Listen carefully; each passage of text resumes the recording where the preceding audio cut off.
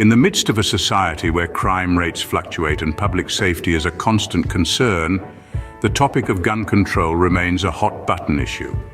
Gun control, simply put, refers to the laws and policies that regulate the manufacture, sale, transfer, possession, modification, and use of firearms.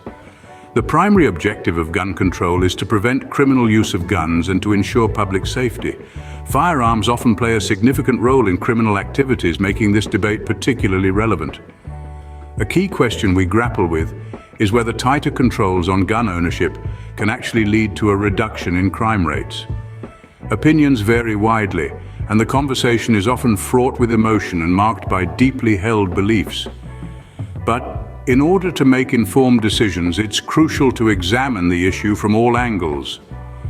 As we dive into this discussion, remember that the question, at its core, is whether gun control is effective in reducing crimes. Now, let's turn our attention to the arguments in favor of stricter gun control. Picture a world where public safety is a top priority. In this world, stricter regulations on gun ownership are perceived as necessary measures to reduce gun-related violence and fatalities. The logic is simple: fewer guns, fewer opportunities for violent confrontations. Supporters of gun control argue that this approach can lead to a more peaceful society, one where the threat of gun violence is significantly diminished. Another crucial point for gun control advocates is the prevention of access to criminals. By enforcing rigorous background checks and restrictions on certain types of firearms, we can limit the easy access to guns by individuals with criminal backgrounds. The goal isn't to eliminate all crime, that's an impossible task, but to make it harder for potential criminals to get their hands on a deadly weapon. And then we have the issue of mass shootings. These horrific events have become all too common, devastating communities and sparking heated debates about gun control. History shows that countries with stricter gun laws, such as Australia and Japan, have fewer instances of mass shootings. In these nations, the public generally feels safer and less anxious about the threat of gun violence. Gun control advocates argue that these benefits outweigh any potential drawbacks. They believe that the right to live in a safe community should take precedence over unrestricted access to firearms. This doesn't mean they advocate for a total ban on guns, but rather for sensible regulations that prioritize public safety. These points provide compelling reasons for tighter gun control, but is it the full picture? It's important to remember that this is a complex issue, one that involves weighing the benefits of public safety against the potential infringement on individual rights. As we delve deeper into this debate, we'll explore counter-arguments against gun control, looking at the concerns of those who believe in the importance of preserving the right to bear arms. So stay with us as we navigate through this intricate debate, and remember, the goal is not to win an argument, but to understand the complexities of an issue that impacts us all. Just as there are strong arguments for gun control, there are equally compelling arguments against it. Let's delve into some of these counter-arguments. First, there's the issue of criminal access to firearms. Even with strict gun control, criminals often find ways to obtain guns illegally. These illegal channels bypass any restrictions put in place by the law, making it difficult to enforce gun control measures effectively. So while law-abiding citizens may be hampered by these laws, criminals continue to gain access to firearms. Then there's the matter of self-defense. Many individuals believe that having a gun can offer a sense of security. For them, owning a firearm provides a means to protect themselves and their loved ones against potential threats.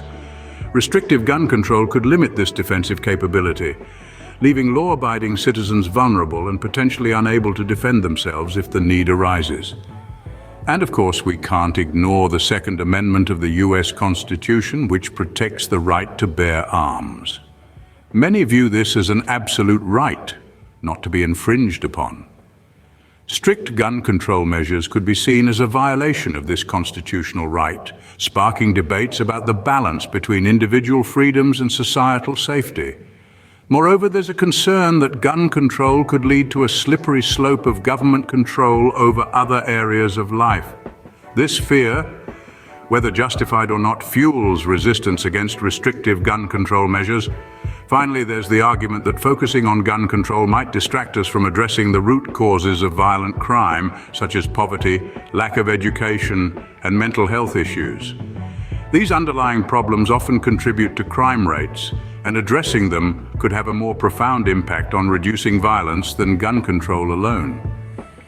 These counterarguments emphasize the complexity of the gun control debate. While it's clear that the issue of gun control is multifaceted and contentious, it's important to consider all perspectives in the pursuit of effective solutions. To shed more light on this debate, let's examine some case studies and statistics. In countries with stricter gun control laws, such as Japan and Australia, we see some intriguing figures. Japan, with its extremely stringent gun laws, has one of the lowest rates of gun-related crime in the world. In fact, in a given year, the number of gun-related deaths in Japan can often be counted on one hand. Australia, too, has seen a significant decrease in gun-related violence following the introduction of strict gun control measures in 1996. After a devastating mass shooting, Australia implemented a comprehensive gun buyback program and tightened licensing and ownership rules. The result? A dramatic drop in gun-related homicides in a country that hasn't experienced a mass shooting since.